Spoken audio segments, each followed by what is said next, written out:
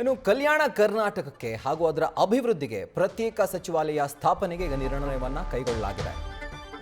ಆ ನಿರ್ಧಾರವನ್ನು ಇವತ್ತು ನಡೆದಂತಹ ಸಚಿವ ಸಂಪುಟ ಸಭೆಯಲ್ಲಿ ಕೈಗೊಳ್ಳಲಾಗಿದೆ. ಒಂದು ಮಹತ್ವದ ತೀರ್ಮಾನ ಸರ್ಕಾರದ ವತಿಯಿಂದ ಸಿಎಂ ನೇತೃತ್ವದಲ್ಲಿ ವಿಧಾನಸೌಧದಲ್ಲಿ ನಡೆದಂತಹ ಸಚಿವ ಸಂಪುಟ ಸಭೆಯಲ್ಲಿ ಈ ತೀರ್ಮಾನವನ್ನು ಕೈಗೊಳ್ಳಲಾಗಿದೆ. ಅಂದರೆ ಕಲ್ಯಾಣ ಕರ್ನಾಟಕ ಭಾಗ ಹಿಂದುಳಿದ ರೀಜನ್ ಅಂತ ಕರೆಸಿಕೊಳ್ಳುತ್ತೆ, ಒಂದು ಅಪಖ್ಯಾತಿಗೆ ಪಾತ್ರವಾಗಿದೆ. ಹೀಗಾಗಿ ಅದರ ಅಭಿವೃದ್ಧಿಗೆ ಟೊಂಕ ಕಟ್ಟಿರುವಂತಹ ಸರ್ಕಾರ ಒಂದು ಪ್ರತ್ಯೇಕ ಸಚಿವಾಲಯವನ್ನು ಈಗ ಸ್ಥಾಪನೆ ಮಾಡಲಿಕ್ಕೆ ನಿರ್ಣಯವನ್ನು ಇವತ್ತು ನಡೆದಂತಹ ಸಚಿವ ಸಂಪುಟ ಸಭೆಯಲ್ಲಿ ಕೈಗೊಂಡಿದೆ.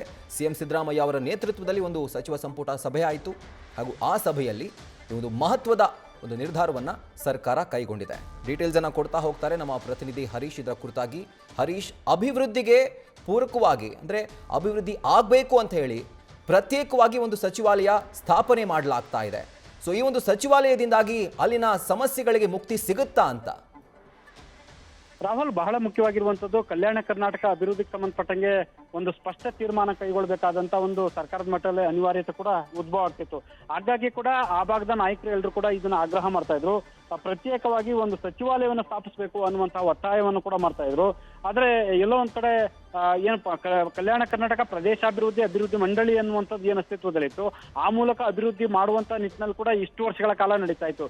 ಇದೀಗ ಇವತ್ತು ನಡೆದಂತ ಸಚಿವ ಸಂಪುಟ ಸಭೆಯಲ್ಲಿ ಕಲ್ಯಾಣ ಕರ್ನಾಟಕಕ್ಕೆ ಪ್ರತ್ಯೇಕ ಸಚಿವಾಲಯ ಸ್ಥಾಪಿಸಲು ಈಗ ನಿರ್ಣಯ ಕೂಡ ಈಗ ಮಾಡಿರುವಂತದ್ದು. ಈ ಮೂಲಕ ಪ್ರತ್ಯೇಕವಾಗಿ ಅದಕ್ಕಾಗಿ ಸಚಿವ ಒಂದು ಅವಕಾಶವನ್ನು ಕೂಡ ಕಲ್ಪಿಸುವಂತ ಒಂದು ಪ್ರಯತ್ನ ಕೂಡ ಈಗ ಆಗಿರುವಂತದ್ದು.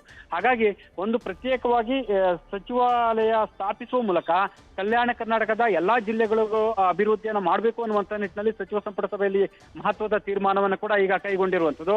ಸೊ ಹಾಗಾಗಿ ಇನ್ನು ಮುಂದಿನ ದಿನಗಳಲ್ಲಿ ಪ್ರತ್ಯೇಕವಾಗಿ ಕಲ್ಯಾಣ ಕರ್ನಾಟಕಕ್ಕೆ ಸಚಿವ ಸ್ಥಾನ ಅನ್ನುವಂಥದ್ದು ಮೀಸಲಾಗಿರುತ್ತೆ. ಸೊ ಆ ಮೂಲಕ ಆ ಭಾಗದ ಜಿಲ್ಲೆಗಳ ಅಭಿವೃದ್ಧಿಗೆ ಈಗ ಅದೊಂದು ಪ್ರತ್ಯೇಕವಾಗಿ ಸಚಿವಾಲಯ ಸ್ಥಾಪನೆ ಮಾಡಿರುವಂತದ್ದು. Rahul, right Harish, thank you ಡೀಟೇಲ್ಸ್ಗೆ. ನ್ಯೂಸ್ ಫಸ್ಟ್ ನಿರ್ಭೀತಿಯಿಂದ ನಿಮ್ಮ ಪರವಾಗಿ.